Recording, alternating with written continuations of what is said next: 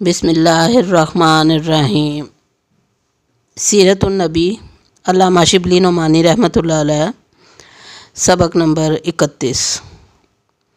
علامہ صاحب لکھتے ہیں، یہ عمر صاحب میں مشترک تھا کہ یہ لوگ قریش کے مناصب اعظم میں سے کوئی منصب نہیں رکھتے تھے، بلکہ اکثر ایسے تھے، مثلاً عمار، خباب، ابو فقی، صہیب رضی اللہ تعالیٰ عنہما وغیرہ، جن کو دولت و جاہ کے دربار میں جگہ بھی نہیں مل سکتی تھی۔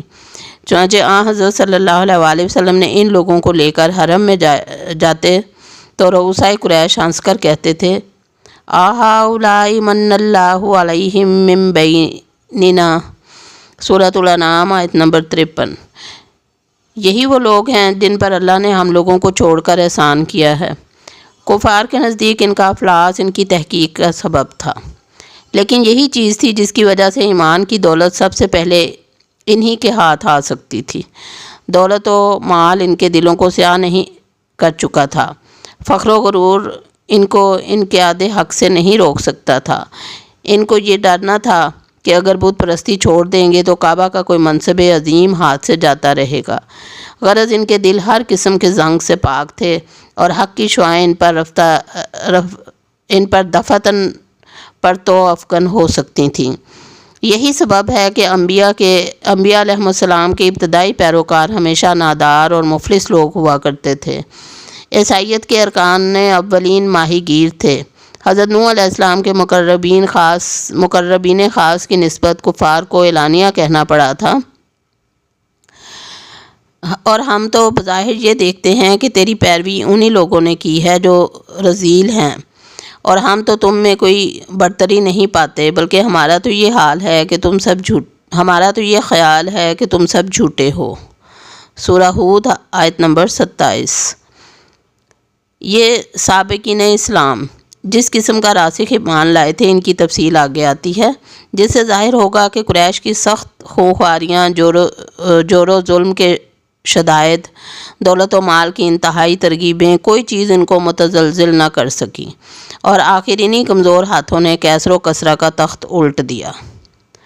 3 برس تک حضرت صلی اللہ علیہ وآلہ وسلم نے نہایت رازداری کے ساتھ فریضہ تبلیغ ادا کیا، لیکن اب آفتاب رسالت بلند ہو چکا تھا۔ صاف حکم آیا، فَاصْدَعْ بِمَا تُؤْمَرُ، سورہ حجر آیت نمبر 94، اور تجھ کو جو حکم دیا گیا ہے واشگاف کہہ دے۔ اور نیز حکم آیا، وَأَنذِرْ عَشِيرَتَكَ الْأَقْرَبِينَ، سورہ شعراء آیت نمبر 214، اور اپنے نزدیک کے خاندان والوں کو اسے ڈرا، اور اپنے نزدیک کے خاندان والوں کو خدا سے ڈرا۔ حضرت صلی اللہ علیہ وآلہ وسلم نے کوہ صفا پر چڑھ کر پکارا، یا معشر القریش۔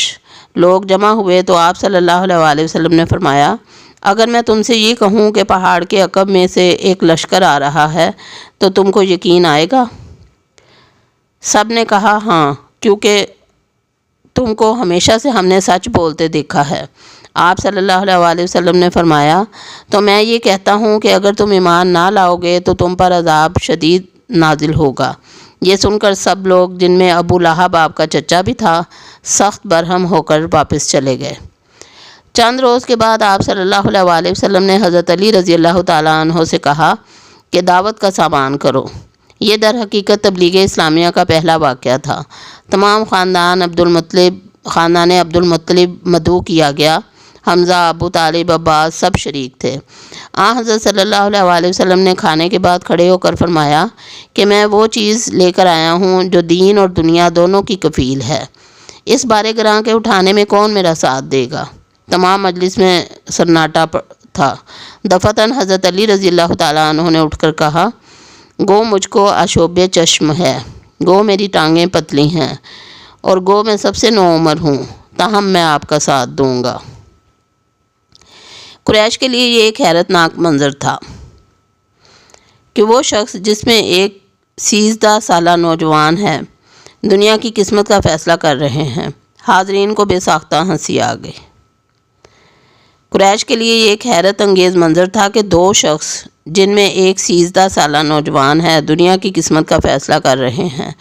حاضرین کو بے ساختہ ہنسی آ گئی، لیکن آگے چل کر زمانے نے بتایا کہ یہ سراپا سچ تھا۔ اب مسلمانوں کی ایک معتد بے جماعت تیار ہو چکی تھی جن کی تعداد 40 سے زیادہ تھی۔ آپ نے حرم کعبہ میں جا کر توحید کا اعلان کر دیا۔ کفار کے نزدیک یہ حرم کی سب سے بڑی توہین تھی، اس لیے دفعتاً ایک ہنگامہ برپا ہو گیا اور ہر طرف سے لوگ آپ صلی اللہ علیہ وسلم پر ٹوٹ پڑے۔ حضرت صلی اللہ علیہ وسلم کے ربیب حضرت حارث بن ابی حالہ رضی اللہ تعالیٰ عنہ گھر میں تھے۔ ان کو خبر ہوئی، وہ دوڑے ہوئے آئے اور حضرت صلی اللہ علیہ وسلم کو بچانا چاہا، لیکن ہر طرف سے ان پر تلواریں پڑیں اور وہ شہید ہو گئے۔ اسلام کی راہ میں یہ پہلا خون تھا جس سے زمین رنگین ہوئی۔ قریش کی مخالفت اور اس کے اسباب۔ مکہ کی جو عزت تھی کعبہ کی وجہ سے تھی۔ قریش کا خاندان جو تمام عرب میں مذہبی حکومت رکھتا تھا اور جس کی وجہ سے وہ ہمسائے گانے خدا بلکہ آل اللہ یعنی خاندان الہی کہلاتے تھے، اس کی صرف یہ وجہ تھی کہ وہ کعبہ کے مجاور اور کلید بردار تھے۔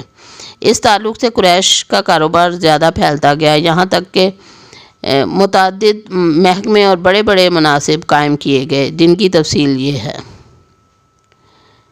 نمبر 1، حجابہ، کعبہ کی کلید برداری اور تولیت، اور حضرت صلی اللہ علیہ وسلم کے زمانے میں عثمان بن ابی طلحہ اس منصب پر فائز تھے۔ نمبر 2، رفادہ، غریب حجاج کی خبر گیری، خاندان نوفل حارث بن عامر۔ سقایا، حجاج کے پانی پلانے کا انتظام، خاندان ہاشم حضرت عباس رضی اللہ تعالیٰ عنہ۔ مشورہ، خاندان اسد یزید بن ربیعہ الاسود۔ دیات و مغارم، خون بہا کا فیصلہ کرنا، خاندان تیم حضرت ابوبکر رضی اللہ تعالیٰ عنہ۔ عقاب، علم برداری، خاندان امیہ ابو سفیان رضی اللہ تعالیٰ عنہ۔ قبا، خیمہ و خرگاہ کا انتظام اور سواروں کی افسری، خاندان مخزوم ولید بن مغیرہ رضی اللہ تعالیٰ عنہ۔ سفارت و منافرت، سفیر ہو کر جانا اور جن قبیلوں میں یہ نزاع پیش آئے کہ شریف تر کون ہے اس کا فیصلہ کرنا، خاندان عدی حضرت عمر رضی اللہ تعالیٰ عنہ۔ ازلام و اثار، محکمہ فال کا انتظام، خاندان جمحہ صفوان بن امیہ رضی اللہ تعالیٰ عنہ۔ اموال، محتمم خزانہ، خاندان سہم حارث بن قیس۔ آغاز اسلام میں جو لوگ قریش کے رؤسائے اعظم تھے جن کی عظمت و اقتدار کا اثر تمام مکہ پر تھا، ان کے نام یہ ہیں۔ ابو سفیان بن حرب حضرت معاویہ کے باپ، حرب فجار میں انہی کا باپ قریش کا سپہ سالار تھا۔ ابو لہب حضرت صلی اللہ علیہ وسلم کا چچا۔ ابو جہل ولید بن مغیرہ کا بھتیجا اور اپنے قبیلہ کا سردار۔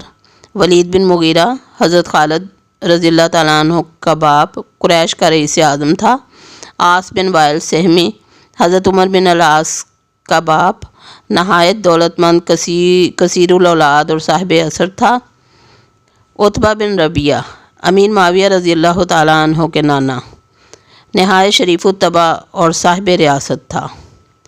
ان کے علاوہ اسود بن مطلب، اسود بن عبد یغوث، نظر بن الحرث بن کلدہ، خنس بن شریک ثقفی، ابی بن خلف، عقبہ بن ابی معیط صاحب اثر تسلیم کیے جاتے تھے۔ اس موقع پر یہ بھی یاد رکھنا چاہیے کہ خاندان ہاشم اور بنو امیہ برابر کے حریف تھے اور دونوں میں مدت سے رشک اور رقابت چلی آتی تھی۔ اللہ حافظ۔